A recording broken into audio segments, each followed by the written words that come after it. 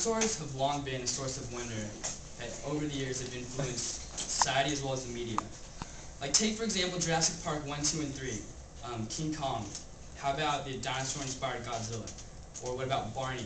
Or Land Before Time 1 through 36. I want you to think about that video clip I just showed you. Okay, think about that clip. You got it? I want you to forget about it because I'm not here to promote the dinosaur violence of any sort. Okay? I'm definitely not here to discuss any of the ethical implications that I may be infringing upon. I am here to discuss the scientific benefits to be gained. I'm here to discuss dinosaur cloning. As an aspiring paleontologist, I'm quite researched in this field.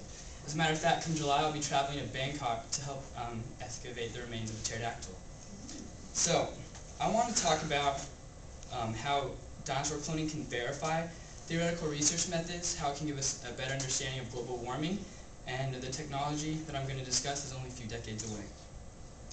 So my first main point is that dinosaur cloning can be used to prove or disprove theoretical research methods as well as scientific analysis procedures. Okay, an issue that's not widely recognized is that there are many scientists who've come up with all these theories as to what Earth was like 65 million years ago. But currently there's no way to verify the truth in these statements. Information is being handed down from generation to generation unquestioned. Are we believing a lie? If dinosaurs were to be cloned, scientists could observe their eating habits, their ideal living conditions, and on top of that they could get an idea of what their bone and muscle structures were really like. This would lead to more accurate assumptions about our Earth's past. For example, they could analyze the chemical compositions of the foliage that dinosaurs prefer, and that would help to give us a better understanding of the plants that thrived during ancient times. So an affirmation of scientific research is not the only benefit that can result from dinosaur cloning. It can also help to give us a better understanding of global warming and can answer a few of the many questions. So one of today's most controversial topics is whether or not global warming is in fact a product of human waste or if it's actually just one of Earth's many natural cycles. Some skeptics of global warming believe that the temperature is going to continue to increase until we slip into an ice age.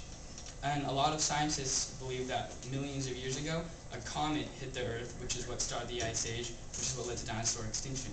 So was it a comet, or was it just a global warming cycle that killed off the dinosaurs? Who knows? If scientists were to clone a bunch of different species and from different time periods and observe their temperature preferences, what they could do is get a better picture of the temperature fluctuations that happened during the era. If the temperature steadily increased, this would support the theory that global warming is a natural process. On the other hand, if there was little or no temperature fluctuation, this would support the comet theory and the idea that global warming is indeed a product of human waste. So now that I've discussed a couple of the social benefits to be had from cloning of dinosaurs, I want to talk about a couple of the methods that are being developed. So there are numerous different steps or approaches. I'm only going to talk about a few. The first method of DNA extraction you might be familiar with. It was presented in Jurassic Park.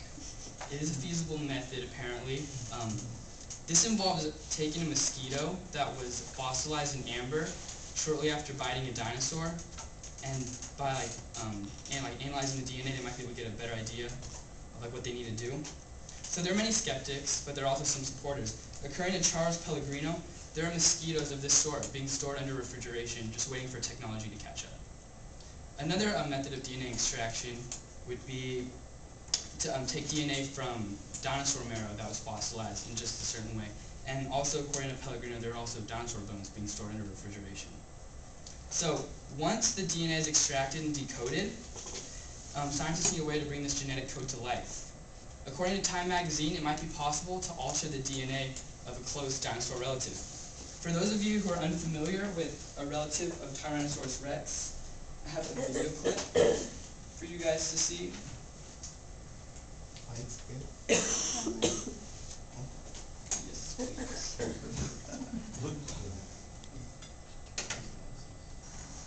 Alright, we're here in the wilderness of my backyard.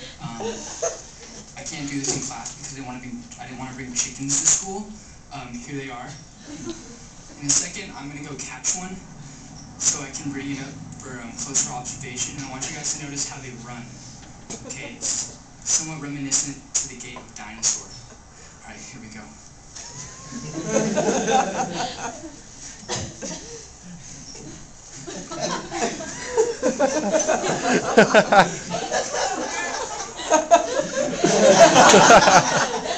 Chicken for you to see up close. And the thing that I want you to notice is how chicken's talon is similar to that of the dinosaur.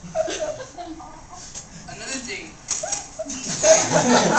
about chickens and dinosaurs is that chickens have small brains like dinosaurs. According to Scholastic.com, the brain of a Tyrannosaurus rex is about the size of a human brain, despite the fact that it's many times the size of a human. And then another dinosaur known as Stegosaurus is about the size of a truck and has the brain the size of a ping pong ball. Another similarity is... Whoa! Dinosaurs both lay eggs. Okay, so those are the main similarities between chickens and dinosaurs.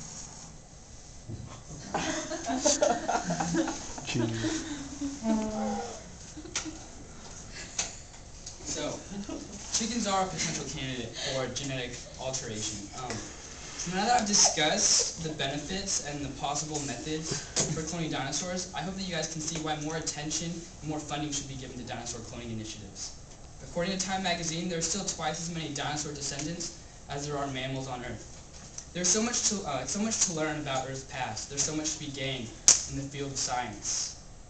So why not clone dinosaurs in a controlled manner? Okay, think of all the innovations that are involved, like in modern living, modern warfare, or like space travel.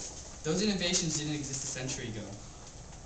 Science and science fiction are continually dovetailing, and it's only a matter of time before dinosaur cloning reaches the headlines.